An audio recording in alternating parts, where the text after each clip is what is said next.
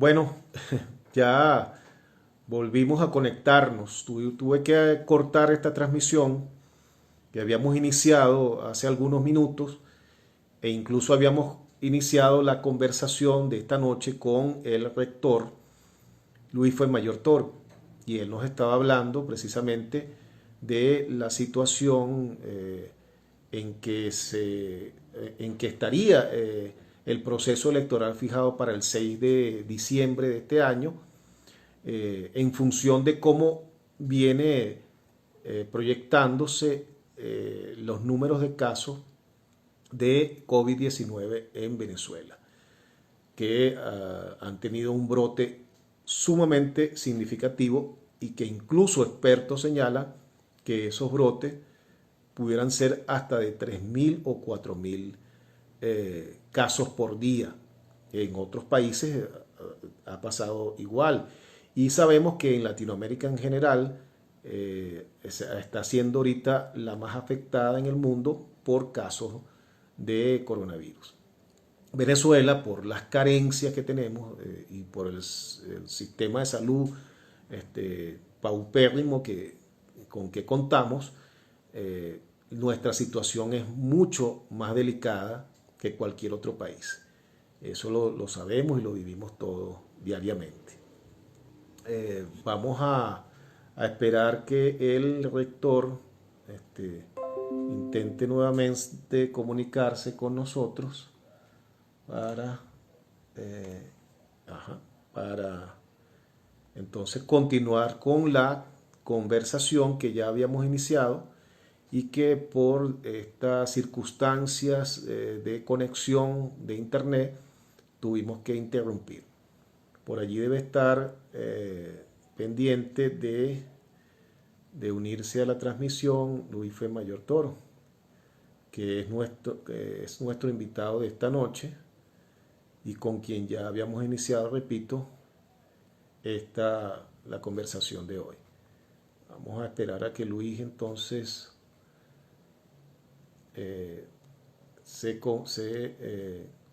comunique con nosotros, trate de, de hacer nuevamente contacto con nosotros para poder entonces continuar con esta entrevista pautada para esta noche. Bueno, como ya ustedes saben, transmitir a través de las redes sociales en Venezuela es de verdad un hecho titánico, porque el servicio, bueno, cada día está peor y nosotros tratamos en la medida que sea posible de sobreponernos a esta situación y poder llevarles a ustedes entonces las entrevistas con los personajes del momento y con los protagonistas de este proceso que estamos viviendo en Venezuela. Uno de ellos, por supuesto, es el rector del Consejo Nacional Electoral, Luis Fuenmayor Toro, quien es nuestro invitado esta noche y quien estamos tratando de retomar con él esta conversación. Esperamos que pueda Luis Fuenmayor unirse nuevamente a la transmisión. Por allí está Luis otra vez. Lo saludamos nuevamente. Otra vez a la transmisión. Insistimos, no nos dejamos vencer por esta circunstancia y aquí estamos. Otra vez. Aquí estamos otra vez, Luis. Sí, hombre. Bueno. Sí. Bueno, ya esto es cotidiano. Tuve que salirme Mira, completo. Retomando entonces.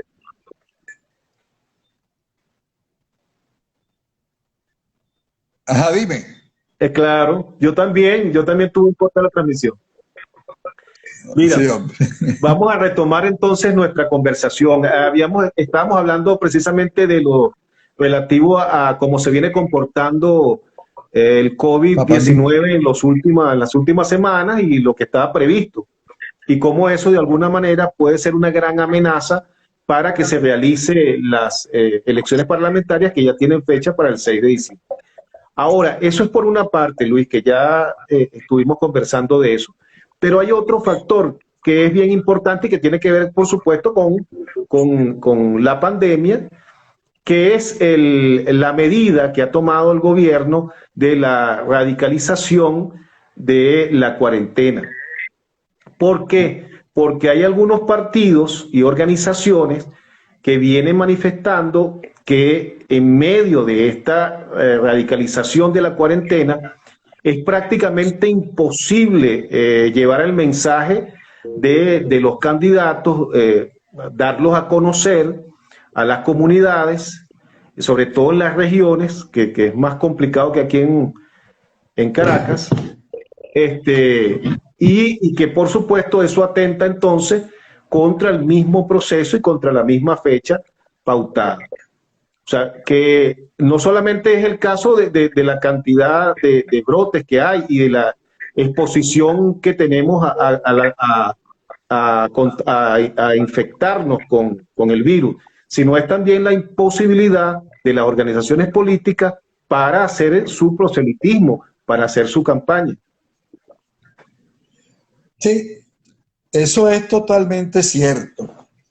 Aunque en este momento no existe campaña, porque la campaña formalmente dura como un mes, pero se requiere de todas maneras que los partidos políticos puedan moverse y movilizarse mucho más que lo que a veces la cuarentena y las medidas del gobierno lo permiten.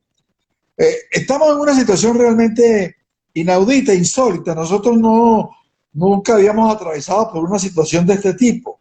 Eso creo que tiene que entenderlo la gente, ¿no? Uno no se puede ir de bruces tampoco ante una situación que no conocía.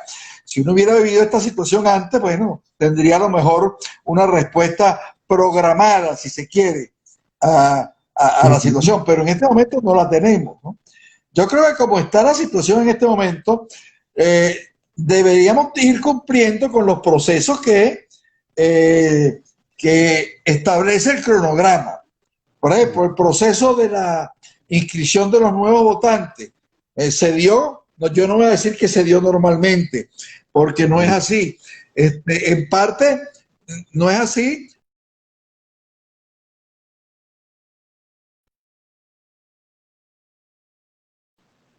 Hubo, digamos, actuaciones de determinados funcionarios de los gobiernos regionales que, bueno, le pasaron un poco por encima al deber ser de una inscripción electoral. Pues, ¿sabes? Que aquí muchos gobernadores y muchos alcaldes se creen que son unos reyesitos y que tienen unos feudos como los que existían en la Edad Media, donde ellos son los señores y donde ellos mandan por encima del resto, incluso por encima del propio gobierno nacional. Pues eso es así. Sin embargo, se cumplió una etapa. Nosotros nos movilizamos para tratar de prorrogar eso. Se logró la prórroga hasta el miércoles. Nosotros seguimos insistiendo en que se prorrogue por más tiempo. Por más tiempo, para tratar de lograr que mayor cantidad de gente pues se inscriba, que mayor cantidad de gente pueda cambiar la dirección después de que ha habido internamente en el país un problema de migración pues, y de cambios de domicilio importantes en el país. Así vamos a tener que andar, así, hasta que y valorando la pandemia, hasta que nos acerquemos más a la fecha electoral, pues. Te digo, pudiera llegar un momento en el cual la situación sea lo suficientemente grave como para uno decir, bueno, no se puede ir a elecciones, pues. No se puede ir a elecciones porque no se puede hacer campaña electoral, porque no se puede hacer proselitismo, porque no se pueden hacer reuniones, etcétera, etcétera, etcétera. Entonces, eso puede perfectamente pasar y hay que estar pendiente de esta situación. Lo que sí no creo es que uno deba rendirse desde ya. Eso es como el Internet, pues, ¿no? Nosotros sabemos que el Internet falla, pero bueno, nosotros tratamos de hacerlo. Y el Internet falla y nos corta, bueno, y buscamos meternos por aquí y por allá, y de repente terminamos haciendo las cosas. no exactamente como hubiéramos querido, pero la terminamos haciendo. Ahí es interesante porque hay expertos en la materia electoral, como por ejemplo Andrés Caleca, que han venido señalando que el proceso, que el tiempo, primero que el tiempo es muy corto para organizar el proceso como tal. Y segundo, que hay una serie de aspectos técnicos que imposibilitan la realización de un proceso electoral bien hecho, por decirlo de alguna manera. ¿Cómo ves tú eso en cuanto a los aspectos técnicos y al tiempo para la celebración de este proceso? Con respecto al tiempo, puedo contestar claramente que el tiempo que estamos disponiendo en este momento es exactamente el mismo tiempo de que se dispuso en las elecciones de 2015. Es decir, el cronograma electoral arrancó en aquel momento más o menos en el mismo momento en que arrancó hoy.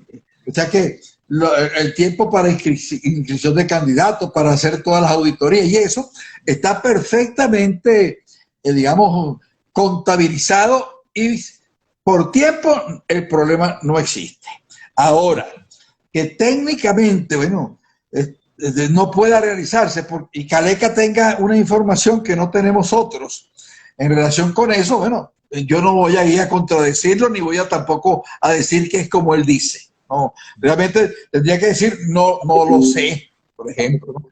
En las máquinas electorales que se quemaron en el incendio que hubo, la información que a unos le han dado es que esas máquinas electorales existen, que ya fueron compradas y que están aquí, no sé si son chinas, y entonces, bueno, y los chinos tienen tecnología en este sentido, pues entonces no hay problema de sanciones ni nada de ese tipo, ¿no? Eso es lo que nos han dicho, ¿verdad? Yo personalmente no he visto las máquinas.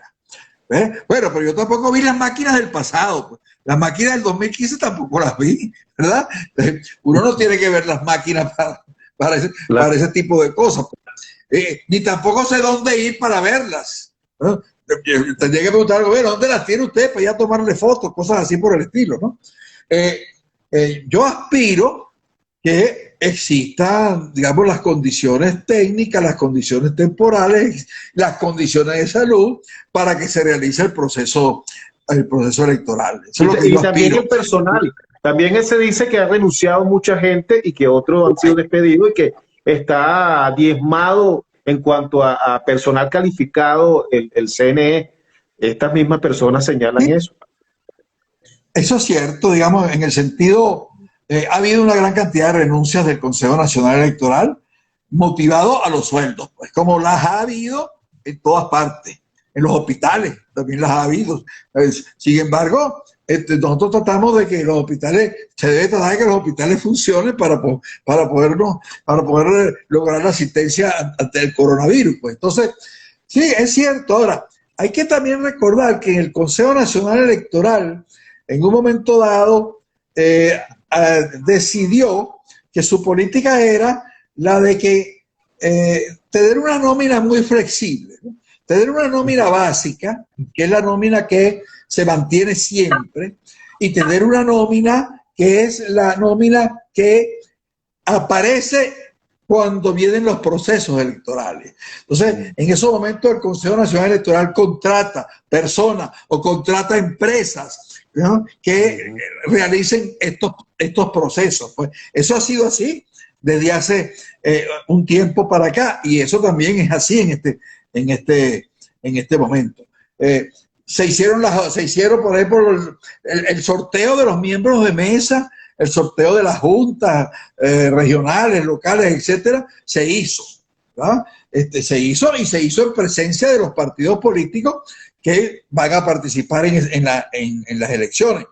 Y se hizo de acuerdo a cómo debe hacerse, ¿verdad? Es decir, ahí no hubo problema. Ahora, la notificación a las personas que fueron seleccionadas, bueno, ese es uno de los problemas serios que ha habido en el pasado. Independientemente que el Consejo Nacional Electoral estuviera como estuviera, generalmente no notifica a la gente en forma adecuada, lo cual hace que la gente ni siquiera sepa que ha sido designado miembros de mesa, y al no saberlo, entonces no asiste cuando los llamen ahora, porque ahora viene el proceso de entrenamiento. Se tiene que entrenar a ese personal que se sorteó.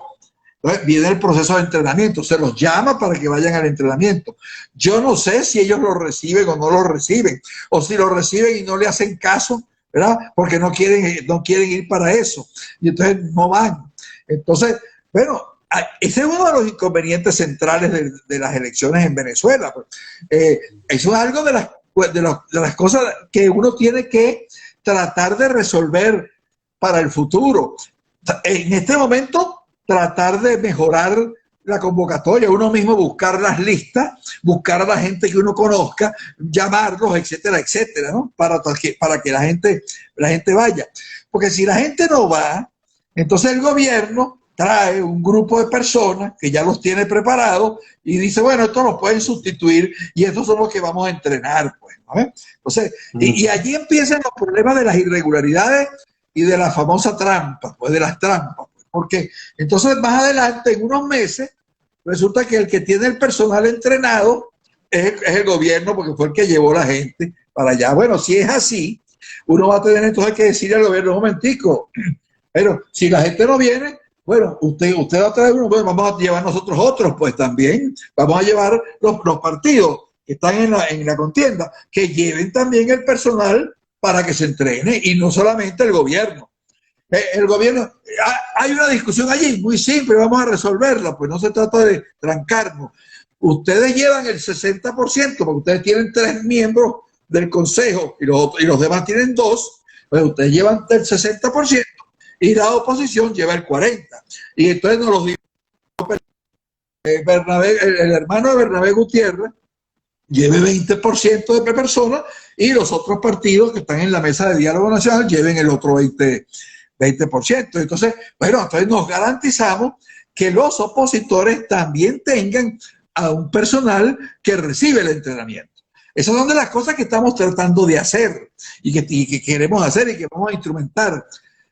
¿Cuánto de eso podamos hacer? No lo sé, ¿verdad? Pero estamos trabajando en ese sentido y tenemos claro que son los puntos álgidos, los puntos donde trabaja precisamente porque es lo que le da después el control de las mesas, ¿verdad? El control de las mesas. Y al darle el control de las mesas sin testigos, bueno, la situación entonces se hace difícil. Sí. Ese es el punto álgido, el punto clave. Definitivamente es el punto clave. Luis, fíjate, por otro lado, hay un sector de la oposición que está completamente negado a participar en este proceso electoral, así como se negaron a participar en el 2018 y fueron los mismos que se negaron a participar en el 2005. Pareciera que es recurrente que este sector de la oposición simplemente haga llamados a la abstención. Hay planteamientos que son serios y que son válidos en cuanto a que no existen las garantías necesarias para ir al proceso electoral. Eso es válido y hay gente que lo ha planteado y con mucha seriedad y con mucha responsabilidad. Ahora, si hacemos comparaciones, las condiciones que tenemos hoy día, ¿qué tan igual son a las condiciones que hubo en el 2015? Porque en el 2015 también fuimos a un proceso electoral con condiciones bien adversas, con abuso de poder de parte del gobierno y con ventajismo. Y sin embargo, logramos superar toda esa serie de cosas. Ahora, ¿cómo están las condiciones en función a esa elección del 2015? Te voy a señalar 2 cosas en este sentido. Uno, las condiciones electorales actuales son muy parecidas a las condiciones electorales de 2015.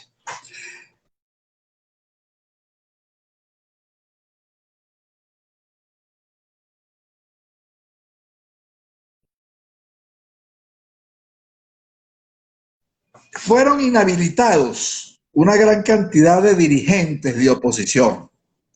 Fueron inhabilitados Pablo Pérez, Rosa, María Corina Machado, Enzo Escarano, Carlos Vecchio, todos esos señores fueron inhabilitados durante el proceso electoral de 2015, es decir, inhabilitaciones hubo, las hubo pues. Durante ese proceso electoral de 2015, el gobierno no le permitió a la oposición utilizar el canal del Estado para su propaganda.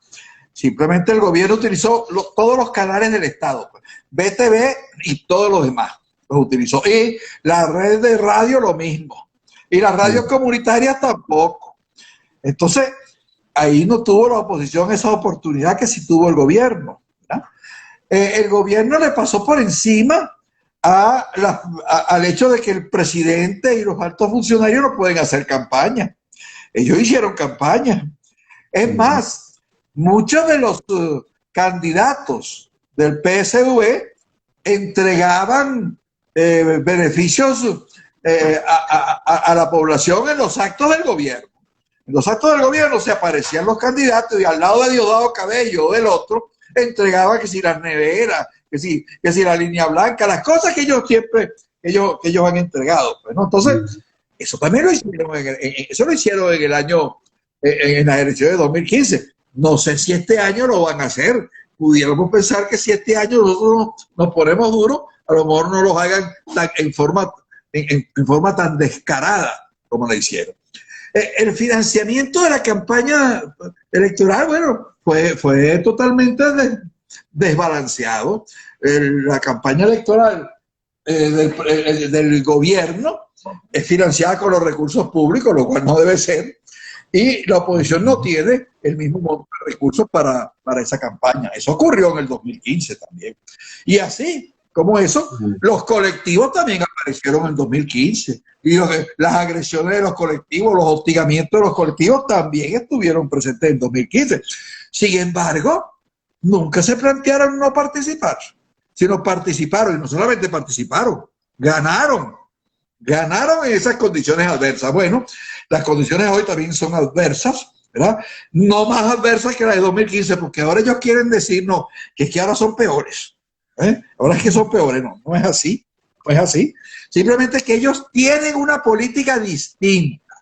Ellos decidieron, desde que rompieron las negociaciones en Santo Domingo, ellos decidieron en ese momento que su política no era electoral, que su política era golpe de Estado, invasión militar, sanciones económicas, etcétera, etcétera, etcétera. Es una decisión de esa oposición. Lo que pasa es que no tienen el valor de decirlo claramente, pues. Entonces aparece con un cinismo allí que es absurdo y que la gente se da cuenta que es así. Eso es un aspecto. El otro aspecto. Cuando tú defiendes un preso político ante los tribunales del gobierno, sabes que los tribunales no son imparciales. Tú sabes que ese juez no va a seguir el debido proceso. Que ese juez posiblemente va a dictaminar en contra del preso político. Pero uno no abandona al preso político. Uno lo sigue defendiendo y pelea y lo denuncia. No es que dice, no están las condiciones dadas para defender al preso. Y como no están las condiciones dadas para defender al preso, lo dejamos solo y que lo dejen preso. No, eso no se hace, ¿verdad? Es un derecho esa defensa y ese derecho se defiende. ¿Y cómo se defiende? Ejerciéndolo. Es lo mismo pasa con el voto. El voto también es un derecho. ¿Y cómo se defiende? Ejerciéndolo. En las condiciones que sea. Yo por eso no hago cuento de vamos a tratar de que las condiciones sean mejores. Pero aún en las peores condiciones vamos a ir a votar. Aún en las peores, así como aún en las peores condiciones vamos a defender a ese preso político en los tribunales. Foro Penal, que es uno de los que defiende a los presos, no se echa para atrás, ni se rinde, ¿verdad? Cuando tú vas a manifestar a la...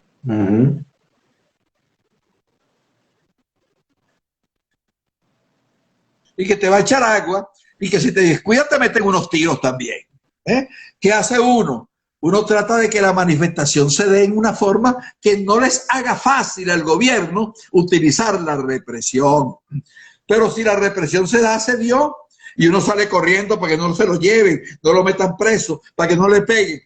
pero por eso no deja de manifestar, por eso no deja de exigir libertad, libertad de esto, libertad de prensa, libertad de expresión, no lo deja, porque son derechos, y los derechos se defienden, y la mejor defensa que se hace de los derechos es el ejercicio vehemente de los mismos. Entonces son dos condiciones, pero que quienes están hablando de abstención porque no hay condiciones, deberían contestar esto claramente, pues, ¿no? ¿Cómo es eso? ¿Usted abandona a los presos? Dígamelo, pues. ¿Abandona a los presos porque no hay condiciones? ¿O es que aquí hay condiciones para defender a la gente? En unos tribunales que están, digamos, sometidos totalmente al Ejecutivo y que reciben órdenes, ¿verdad? Aquí no hay debido proceso, etcétera, etcétera. Entonces, también tenemos que entender que aquí hay un sector que es medio cínico. Hablan del tiránico y sanguinario régimen de Maduro. A veces dicen cosas que no son, ¿verdad? Pero exigen que ese régimen tiránico y sanguinario, etcétera, etcétera, le dé las condiciones óptimas de partido, que además no tuvieron en el año 2015 y sin embargo participaron.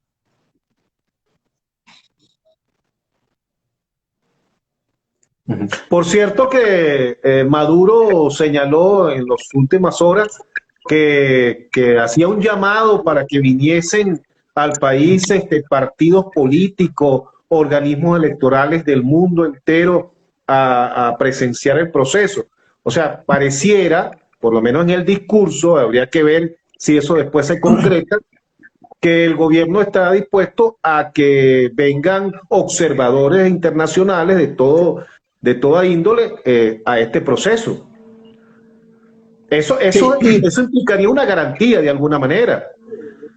Claro. Habría que esperar cómo se instrumenta eso al final, porque uno está acostumbrado a que el gobierno diga un bote de cosas y después no cumple ninguna de las cosas que dice, ¿verdad? Habría que esperar. Sin embargo, por lo menos, ya hay organismos nacionales que son los que pueden hacer observación. Acuérdate que la ley estableció una diferencia entre lo que es observación y lo que es acompañamiento. La observación es algo muy superior al acompañamiento, porque el observador critica cosas, llama aquí, pide que se corrijan cosas, etcétera. Mientras que el que acompaña lo único que hace es que ve y tal, y después manda un informe. Entonces, nosotros queremos que sea pura observación. Aquí hay observación nacional e internacional. Claro, nos van a decir que la observación no puede ser porque la ley dice esto, la ley dice aquello. Nosotros sabemos que si el gobierno realmente está interesado en que tener unas elecciones que tengan más credibilidad en el exterior, pues ya en el exterior le han dicho los países que apoyan a Guaidó, le han dicho que no creen en estas elecciones. Pues. Entonces, si el gobierno quiere incorporar dudas en esos países o quiere ganarse al resto de la comunidad internacional, debería permitir que aquí haya observación. Observación de quienes pueden observar realmente en forma imparcial o en forma objetiva o en forma no tramposa. Pues vamos a ponerlo así, porque imparcialidad no existe, ¿no? Pero en forma no tramposa. Bueno, la Organización de las Naciones Unidas debe poder venir a observar, por ejemplo, ¿no? Yo no diría que la OEA, porque la OEA está totalmente parcializada, ya emitió juicio previo, se descalificó como observador, pero la ONU no, la ONU puede, y como la ONU pueden haber otros, la Internacional Socialista, por ejemplo, muchos que no sean simplemente lo que el gobierno trae para su acompañamiento, siempre se trae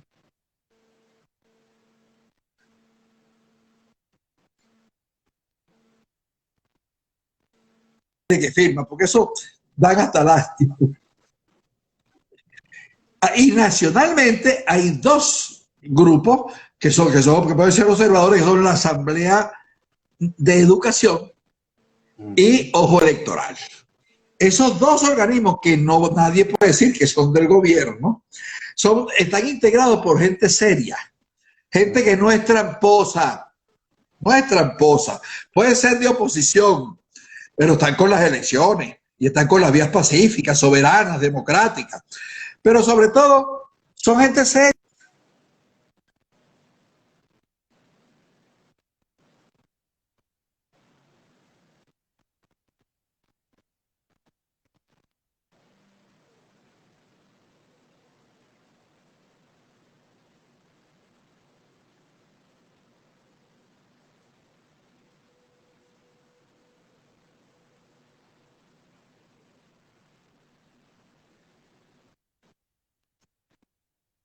Digamos, esa es la situación en relación con eso. Luis, vamos ahora a... Me gustaría que nos dieras tu visión referente a hacia dónde vamos en esta lucha que tenemos por un cambio de los que detentan el poder en Venezuela, cuando la oposición está más dividida que nunca y hay un sector que se ha radicalizado, que se ha hecho extremista y que no ve otra vía que no sea a plomo limpio, que por cierto no tienen, para salir de este gobierno. Es así como en esta semana vinieron representantes de Noruega para tratar de reiniciar el proceso de diálogo entre gobierno y oposición. Y bueno, el señor Guaidó le dijo que agarraran su cachachá y se fueran porque aquí no iba a haber diálogo. ¿A dónde vamos a llegar con esta situación? Yo te voy a decir cómo yo veo el panorama hacia el futuro a partir de esta elección. Yo no creo que esta elección es importante porque es que se le va a ganar al gobierno y porque la próxima Asamblea Nacional va a estar en manos de la oposición o porque en la próxima Asamblea Nacional el gobierno no va a tener las 2/3 partes. Yo eso lo quisiera y trabajo en función de eso, pero no lo tengo como algo que si no se produce determina el fracaso de la política electoral. No. Yo creo que aquí hay que, se está siendo pedagógico, retomando un rumbo, una vía que nunca ha debido abandonarse, retomándola. Y hacer la elección significa eso independientemente del resultado que esa elección dé. Porque nos vuelve a poner en la vía electoral. Y entonces, al ponerlo en la vía electoral, sea con minoría en la Asamblea Nacional, sea con mayoría en la Asamblea Nacional, sea con fuerzas equiparables en la Asamblea Nacional, como sea, no, al ponerlo en la vía, implica, bueno, que es la vía electoral la que debe cumplirse. Y entonces, esa nueva Asamblea Nacional tendrá que escoger un nuevo Consejo Nacional Electoral como debe ser, ¿verdad? Como dice la ley. Y ese nuevo Consejo Nacional Electoral deberá ser integrado. El gobierno no debería echar hacia atrás, suponiendo que el gobierno tuviera la mayoría absoluta. El gobierno no debería echar hacia atrás en el sentido de que, bueno, si aquí tiene un Consejo Nacional Electoral 3-2, entonces ahora va a poner otra vez un Consejo Nacional 4-1 o 5-0. ¿Verdad? Todo puede ocurrir, porque con este gobierno puede ocurrir cualquier cosa. Pero a uno le parece un poco difícil que esas cuestiones aparezcan. Pero si ocurriera, bueno, ya se verá cómo se lo enfrenta. Claro, lo ideal sería tener bastantes votos para que el gobierno no tenga él solo la posibilidad de elegir el Consejo Nacional Electoral, sino que tenga que llegar a acuerdos, pues. Como llegó en la Mesa Nacional de Diálogo. Llegó a acuerdo, 3-2, llegó a acuerdo. Entonces, una vez que eso se dé, vendrá un nuevo Consejo Nacional Electoral designado como debe ser, lo cual ya entonces le da más legitimidad a los procesos que vengan, independientemente de lo que la oposición de Guaidó siga diciendo, siga ladrando o siga haciendo, independientemente de eso. Y ese nuevo Consejo Nacional Electoral debe comenzar a organizar las elecciones que vienen. Alcaldes y consejos municipales, no se hace. Gobernadores y consejos legislativos regionales se hacen. Viene el revocatorio presidencial. Bueno, el que quiera, vamos, consiga la firma y en el 2022 usted puede tener la posibilidad de que se haga el revocatorio presidencial. No se hace el revocatorio presidencial, o se hace, pero no se consigue que saquen al presidente Maduro. Bueno, seguimos hasta el 26, que creo que es donde se toca nuevamente la elección del presidente. Es decir, retomamos la vía electoral que fue abandonada por la oposición de la Asamblea Nacional de 2015, porque ellos, en lugar de ponerse a jugar con el cuento de que Maduro era vietnamita, o de que Maduro era guyanés, ¿no? O que Maduro tenía que renunciar, o que Maduro había abandonado el cargo, porque todas esas cosas la dijeron, y solo al final aceptaron la proposición de Capriles Radonsky, que era la proposición en todo caso lógica que cabía, la del referéndum revocatorio, pero sin necesidad de las elecciones de gobernadores. ¿Por qué la suspendieron? ¿Por qué aceptaron llevarla más allá? ¿Qué pasó entonces? Que cuando el de revocatorio es eliminado inconstitucionalmente, como lo hizo el gobierno en aquel momento, con unos tribunales que no eran competentes para ello, y la gente se dio cuenta que, bueno, que no tenía nada, cuando bajaron las elecciones de gobernadores, la gente no salió a votar por ellos. Ellos perdieron votos, perdieron unos millones de votos. Por eso, en lugar de sacar 11 o 12 gobernaciones, sacaron apenas 5 gobernaciones. Y entonces encima, uno de los que sacan, que es del Zulia, mira las gobernaciones que sacaron: Zulia y Táchira, Nueva Esparta, Anzoátegui. Entonces, y Mérida, eran gobernaciones importantísimas. Y era incluso en esas condiciones en que ellos fueron, que la gente rechazó las políticas de la oposición y no votó por ellos, no salió a votar, pues. Incluso en esas condiciones ellos obtuvieron más gobernaciones que las que tenían, porque lo que tenían en ese momento eran solo, bueno, yo creo que ese proceso continúa, retomamos la vía electoral, y eso yo creo que es lo más importante de todo este proceso. Eso es lo más importante.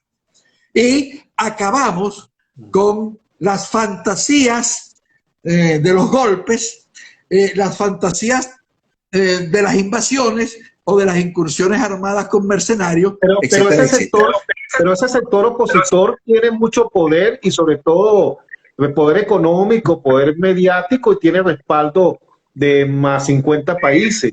Y no solo eso, sino que ese sector ya ha asomado la posibilidad, y pareciera que están encaminados hacia allá, de aplicar el famoso principio de continuidad administrativa para quedarse entonces allí como diputados sin ir al proceso electoral de diciembre. Tiene que se puede más. Ajá. ¿Me escuchaste? ¿Escuchaste la pregunta? Ajá. ¿Me estás escuchando? Ahora sí. Ahora sí me estás escuchando.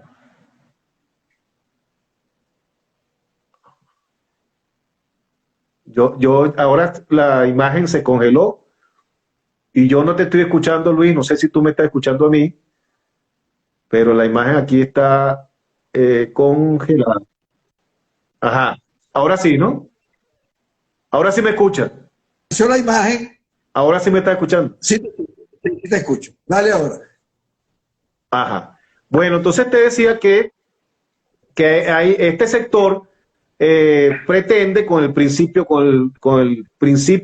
que llaman de continuidad administrativa, pareciera que van por ahí, ya lo han asomado, pretender quedarse siendo diputados después que termine el periodo sin ni siquiera participar en el proceso electoral.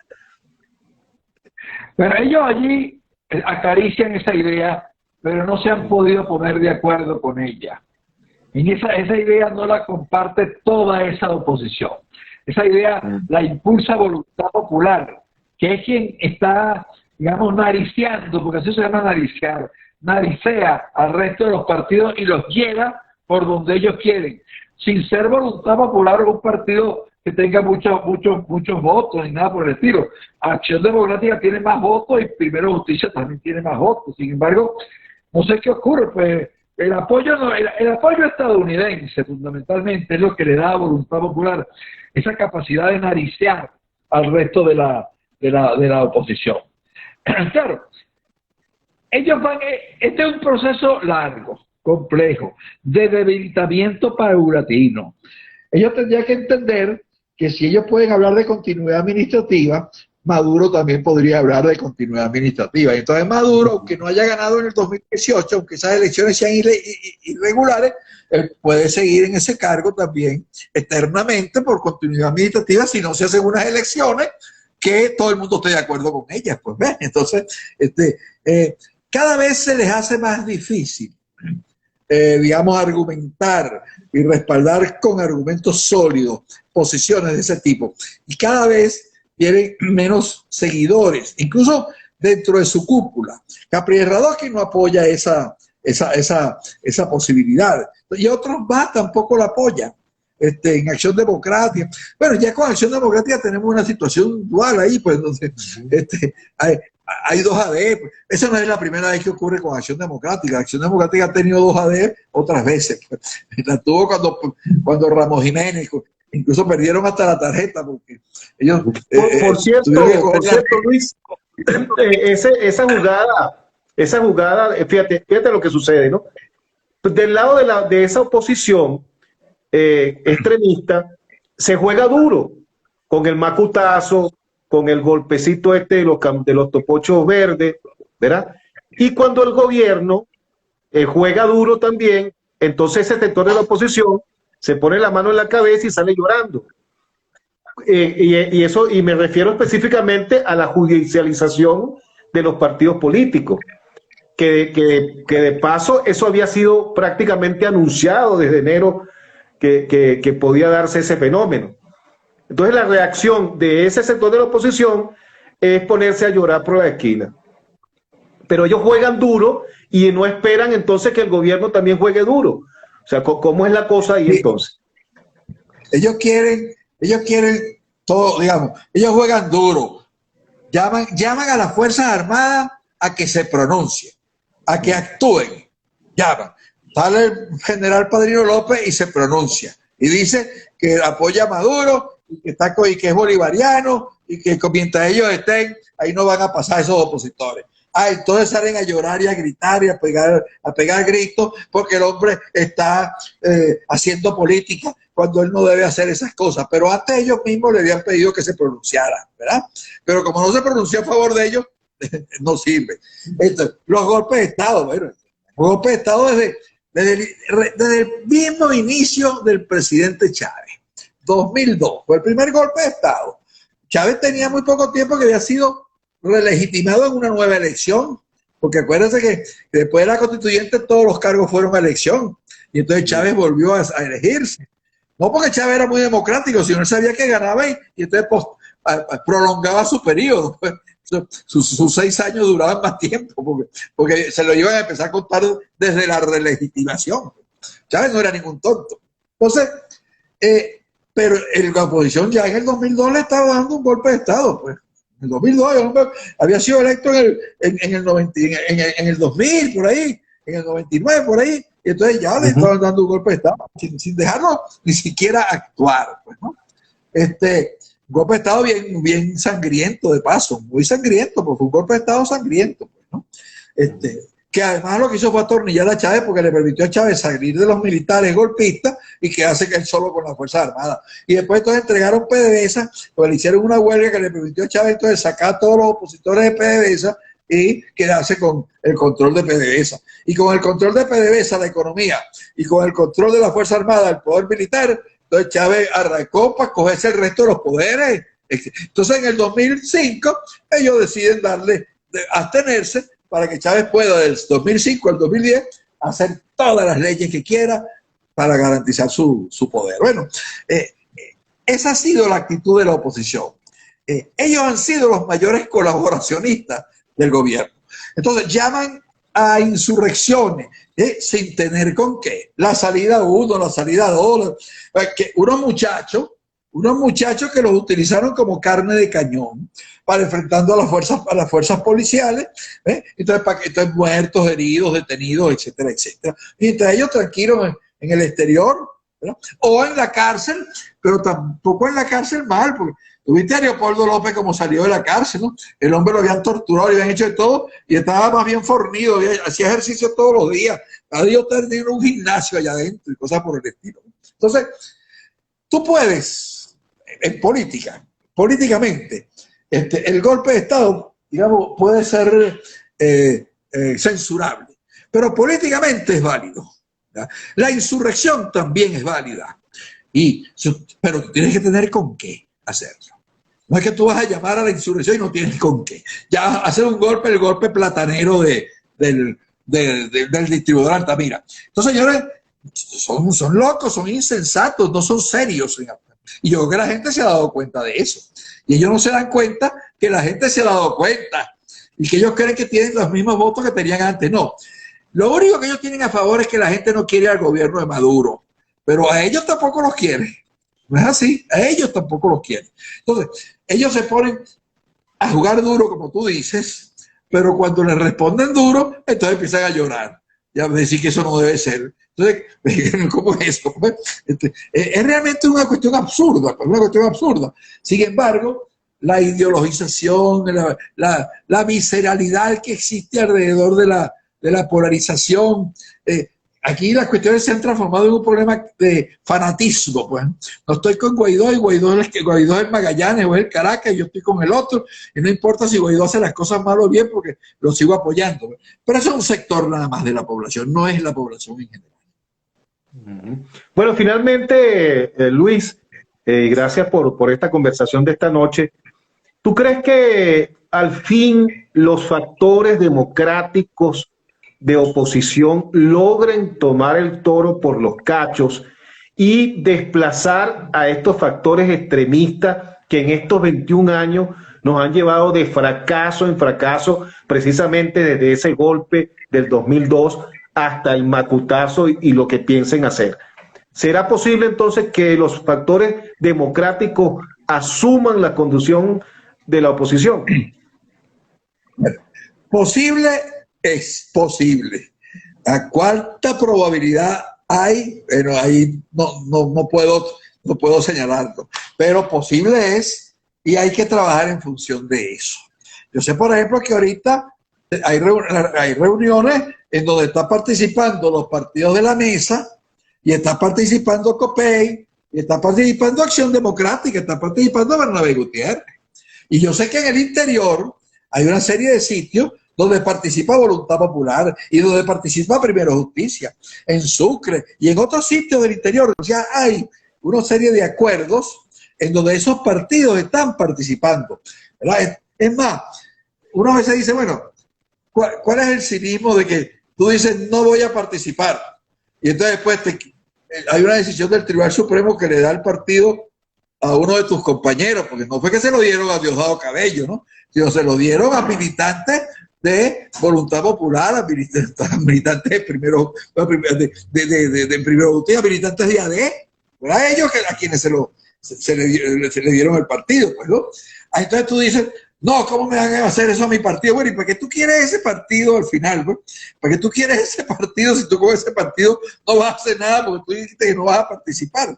Además, ¿cuál es el miedo que tienes tú si ya tú lanzaste una línea que supuestamente es mayoritaria y que todo el mundo la va a aceptar y aquí no va a haber nadie que va a votar? Pues. Entonces, ahí uno se da cuenta de las contradicciones, ¿no?, que existen en ellos mismos y de las insensateces y del cinismo que... Bueno, en la política tampoco es que es extraño, pues no estoy hablando de nada que es extraño a la política. Entonces creo que aquí aparece una posibilidad que puede hacerse más probable en la medida en que marche. Y por eso yo creo que hay que marchar en función de la elección, hay que retomar la vía democrática. Una vez que tú la retomas, bueno, a lo mejor te tardarás mucho en ganar la elección o sacar a Maduro, no sé,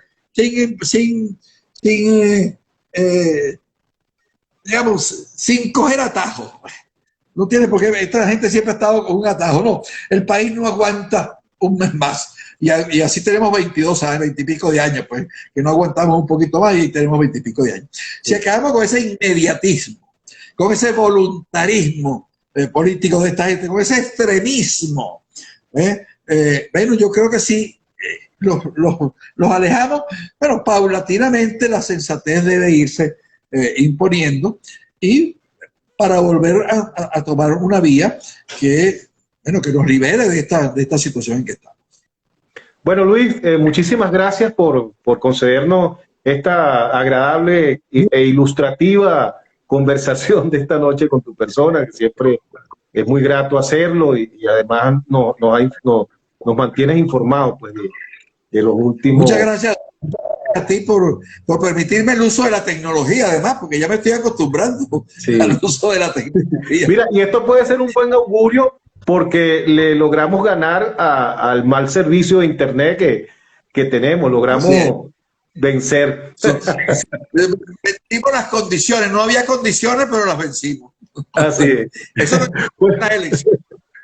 Bueno, amigos, amigos digitales, muchas gracias por haber estado allí. Reciban mi abrazo virtual, mi cariño, mi respeto, mi consideración y será el próximo jueves a las 8 de la noche cuando volveremos a encontrarnos. Feliz noche para todos.